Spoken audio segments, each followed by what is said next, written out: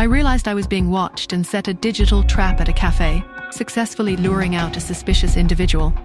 Meanwhile, a vengeful Tina York ordered her operative, Shadow, to ruin me and create a weakness for cousin Lisa Black.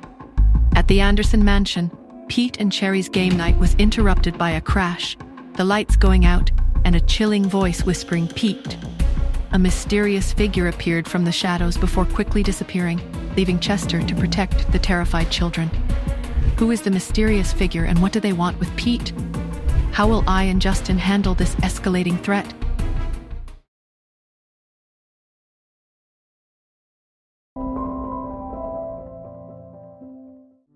The frantic ringing of my phone startled me.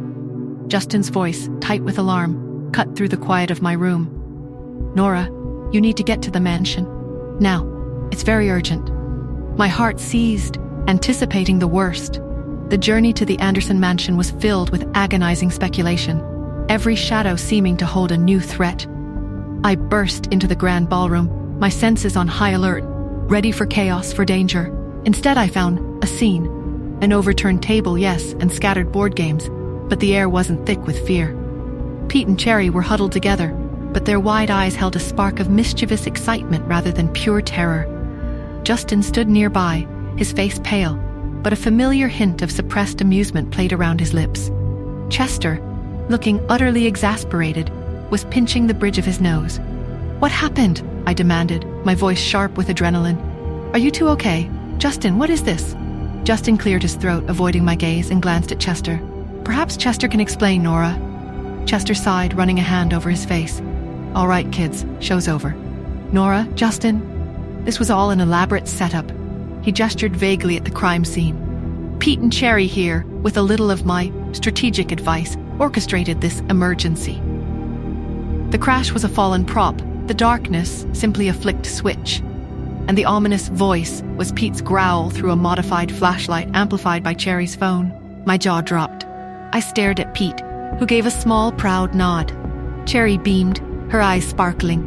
"They just wanted us to have another date," Justin said, a chuckle finally escaping him.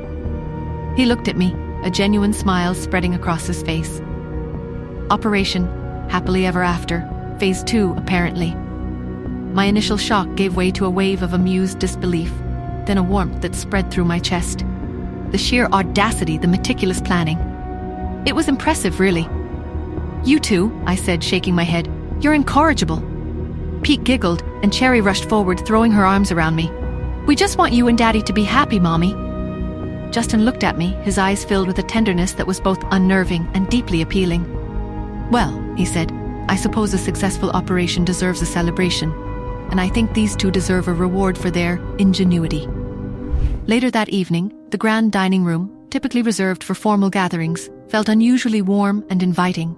Nora, Justin, Pete, and Cherry sat around the polished mahogany table, a genuine family for perhaps the first time. Laughter, real laughter, filled the air, replacing the usual tension that clung to the mansion's walls. Pete recounted the details of their operation, his voice small but clear, while Cherry interjected with dramatic flourishes, their pride in their matchmaking palpable. Justin, typically reserved, found himself genuinely amused, his gaze often drifting to Nora, a soft, appreciative smile on his lips.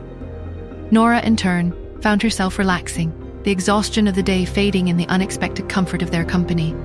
She even allowed herself a genuine smile, the kind that reached her eyes. "So what's Phase 3?" Nora asked, a playful glint in her eyes, after Cherry had just finished detailing her plans to steal Justin's shoes for a romantic treasure hunt.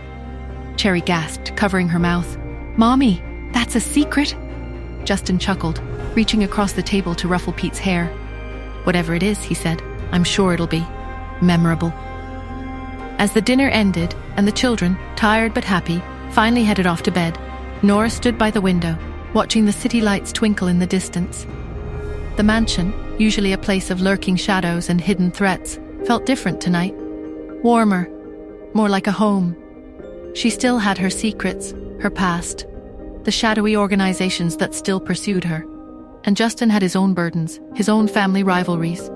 But for now, in this moment of quiet peace, surrounded by the laughter of children and the unexpected camaraderie of a man she was only just beginning to understand, Nora felt a flicker of hope, a sense that perhaps, just perhaps, happily ever after wasn't just for fairy tales.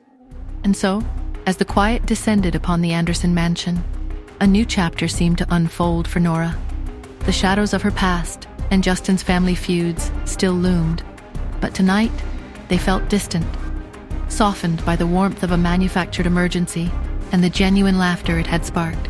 As the city lights continued to twinkle, promising another day, Nora wondered, would this newfound domesticity be a shield against the threats that still pursued her, or would it simply offer a larger target? And as Pete and Cherry dreamed of Phase 3, what unpredictable twist would destiny, or perhaps just their ingenious children, have in store for them next? Hi, Nora here. If you are wondering what happens next, then download the Pocket FM app and listen to the exciting episodes of Saving Nora Now with the link in the description.